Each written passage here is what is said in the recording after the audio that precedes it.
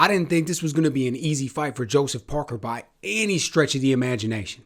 Now, I didn't necessarily think that he was going to lose, but at the same time, I put out a tweet prior to this fight saying that I thought it was going to be a lot better for him if he would have ended up fighting Daniel Dubois. When Dubois pulled out and I heard that Bakole stepped in, I immediately thought, oh, that is a bad deal for Joseph Parker. Bakole is the boogeyman of the division for a reason. Well, he was the boogeyman of the division for a reason. He went out there and we saw the beating that he put on Jared Anderson. And Jared Anderson had a lot of hype going around him, saying that he was the greatest heavyweight American, or the next best heavyweight American prospect, the best one, whatever. He was highly touted. There was a reason the man was over there fighting in Saudi Arabia on the card. There was a reason that Turki Al-Sheikh had named him as an ambassador. He was main eventing places and all kinds of great stuff. Bakole took him apart. Just absolutely took him apart at the seams, man. Like he was out there doing easy work. And that's not a knock on Jared Anderson. That just speaks about what Bakole brings to the table. So when all of a sudden he took this fight, yes, it was on short notice. And yes, he arrived in the country something like 2 a.m. And then he was out there fighting later. And, he came in 3:18. So you could tell that he wasn't in shape. And there was other things that he was doing. I understand all that. But when you look at the physical advantages he had with the size and the reach and the strength and the power and how deceptively fast his hands are, the fact that as good as Joe Parker is and the man is highly skilled, he was going to have to go through a buzzsaw to be able to get on the inside where he needed to fight. And Joe Parker made it look easy. Anthony Joshua swear the best. We need to look at the comeback of Joseph Parker, and that needs to be studied. Look at what he did and where he came from as far as the losses that he took. Anthony Joshua, Dillian White, Joe Joyce, and then from there, he mounts this comeback, and now we're talking about 3 consecutive victories over the likes of Deontay Wilder, Zhilei Zhang, and now tonight with what he did to Bakole. That is impressive stuff, man. So he goes out there and he's holding on to that interim strap, and he says he wants to fight for the world title after just putting Bakole on chicken legs. Got him all over the ring after smashing him with that overhand right. Just timed it beautifully the way that he came in. Comes out there, he's holding on to the interim strap. Says that he wants a crack at Usyk. Now, of course he does. Of course he does.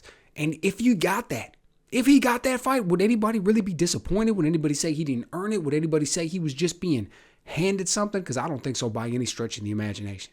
With what we've seen him do, highly impressive. Now, that doesn't necessarily mean that he should get that fight next. You may turn around and say, well, I just want to see the fight that we were supposed to see. For the boy pulled out of this one. I want to see him go in there on what we're going to see from that fight. Can't argue that either. I guess it's all going to be on Usyk, right? Because if Usyk turns around and says, Joseph Parker, you're the man. We're tapping you on the shoulder for this fight. You're going to get the chance to fight for all the belts. I mean, that's going to be that. That's the fight that we're going to see next. If he turns around and he wants to step back from a little bit after those fights that he just had with Tyson Fury, then we'll probably see him step back, Joseph Parker step back in there against Daniel Dubois. Either way, man, what we saw, and it looked for a second in that first round that Bakole was going to be able to do what he does, right? It's that particular little move he's got where he's got that right uppercut. It's so short. He doesn't need to get any twist or any of his body into it all. He's just able to get that right hand up there. And because it's an arm punch, it's so fast. Joseph Parker never saw it coming. That was the one that caused all the trouble for Jared Anderson. And he got caught with it. And you saw that he was so surprised for a second. He wasn't necessarily hurt, but he was surprised.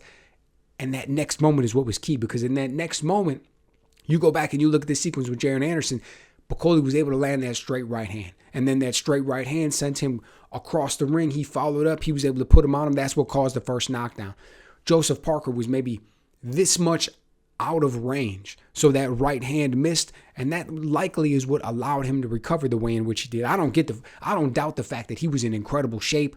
You saw the muscle that he put on, the things that he was doing. Like, Joseph Parker came in and he was a serious man about serious business. That doesn't need to be doubted or looked at for 1 second. Nevertheless, you can't help but think, what if that same sequence, that right uppercut, that right hand, that would have caught Joseph Parker the same way it caught Jared Anderson? Who knows, right?